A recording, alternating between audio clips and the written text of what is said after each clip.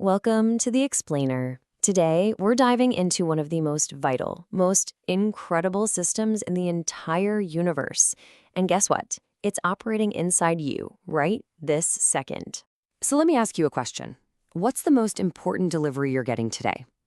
Seriously, think about it. Is it that package you've been tracking online? Maybe your lunch order? Well, what if I told you the most critical delivery of your entire day is one you didn't even have to order? Yep, that's right. It's already happening. This delivery, it's nonstop, 24/7 to trillions, and I mean trillions, of customers, all deep inside your own body. We are talking, of course, about your circulatory system. Okay, so here's how we're going to break it all down. First, we'll talk about the superhighway in your body. Then we'll check out the powerful heart that pumps it all. We'll follow the delivery route, see what happens when things go wrong, and wrap up with how to repair and prevent problems. So, let's start with the mission. What's the whole point of this thing? Just imagine your body is this huge, bustling city with trillions of tiny citizens, your cells. Every single one of them needs stuff to live, to work, and a systemic circulation, that's the ultimate delivery service, making it all happen. Okay, so at its very core, the systemic circulation has one main job: homeostasis. Now, that's just a fancy science word for keeping everything, well, perfectly balanced. It's not just dropping off the good stuff, like oxygen and nutrients. It's also picking up all the trash, like carbon dioxide. It's a full-service operation, making sure every single cell has what it needs to thrive. You know, any great delivery company needs a command center, right? An HQ, a power plant that keeps the whole operation moving. And for us, that is the heart. But even more specifically, it's one particular part of the heart that does all the heavy lifting, the left ventricle. Now, 8 to 12 millimeters, that might not sound like a lot. But look, in the world we're talking about, the world of our cells, that is absolutely massive. This is a monumental wall of muscle. It's not just any muscle. It's the power source for the entire system, and it has to be strong enough to push blood from your head all the way down to the tips of your toes. So with every single beat, what's it actually pushing out? We're talking about 70 to 100 milliliters of blood. To put that in perspective, that's like a shot glass full of life-giving fuel getting blasted out with every single pump, and that happens over and over, sometimes 100 times a minute. Okay, so you've got the package, you need the force to send it. That's where blood pressure comes in. You've heard the numbers, right? 120/80? Well, what does that actually mean? The top number, the 120, that's the peak force when the heart squeezes and pushes the blood out. They call that systolic pressure. The bottom number, the 80, is the pressure that's still in the pipes when the heart relaxes between beats. That's diastolic. It's that constant pressure that makes sure the delivery gets everywhere, even to the tiniest, most remote little cell. All right, so we've got the power, we've got the payload. Now let's actually follow the blood on its journey. We'll start on the huge superhighways leaving the heart and follow it all the way down to the little local streets where the final delivery happens.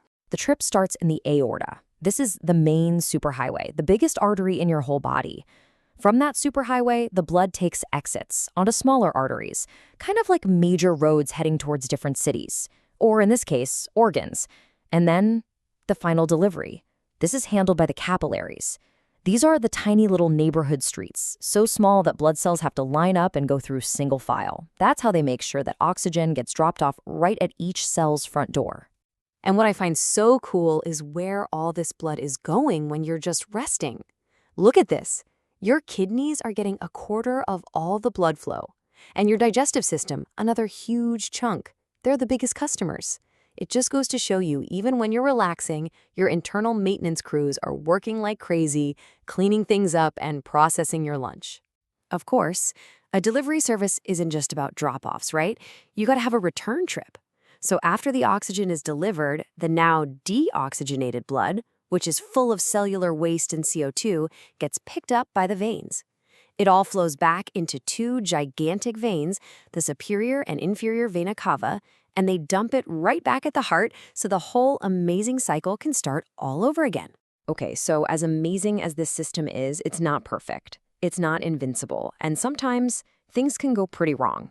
So now let's talk about what happens when you get, traffic jams on that superhighway, when the pressure in the system gets dangerously high, or when weak spots start to form in the pipes. The biggest, most common problem is something called atherosclerosis. The best way to think about it is a permanent traffic jam in your arteries.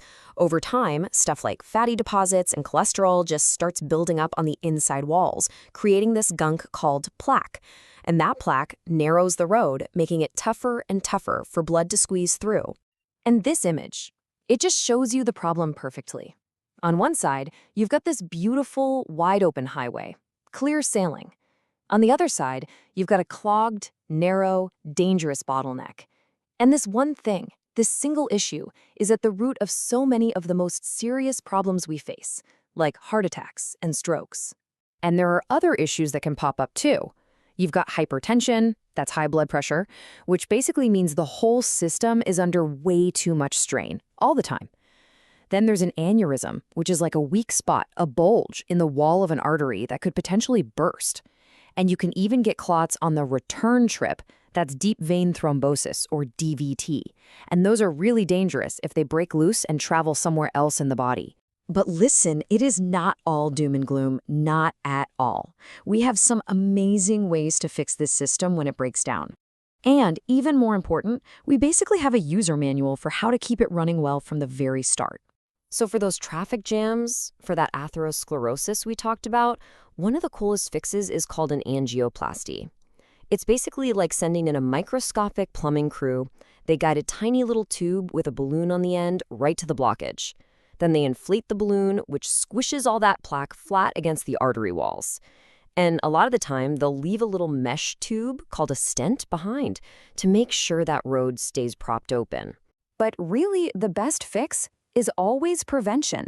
You are the chief mechanic for your own body. And this right here, this is your maintenance plan. It's not complicated.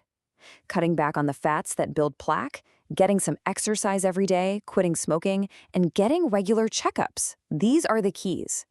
This is how you keep that superhighway clear for the long haul. Think about this. Your heart is going to beat more than 100,000 times today. 100,000, pushing life through your body, and you don't even have to think about it. That system is working its tail off for you. So the only question left is, what are you going to do to thank it for even one of those beats? Thanks for joining me.